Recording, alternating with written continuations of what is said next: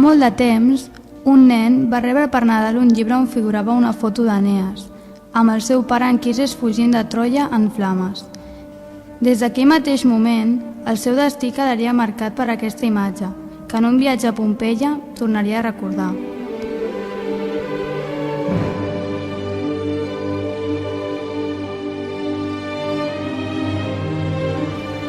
Aquest personatge va ser Heinrich Schliemann, un home que, basant-se en el seu instint, descobrí l'antiga ciutat de Troia, elements de la civilització minoica i altres troballes de tirins.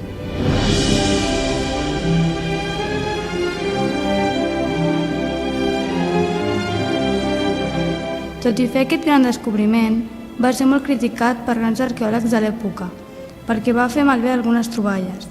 Però això només era una excusa per posar-lo en evidència, ja que tenien enveja d'ell i no suportaven l'idea de que un simple aficionat hagués fet aquest gran descobriment.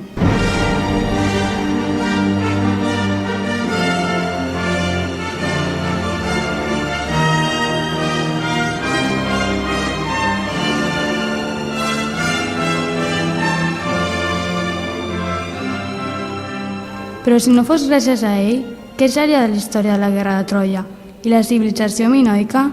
La seva obsessió va fer que descobrís un fet històric, que vivia en la incertesa.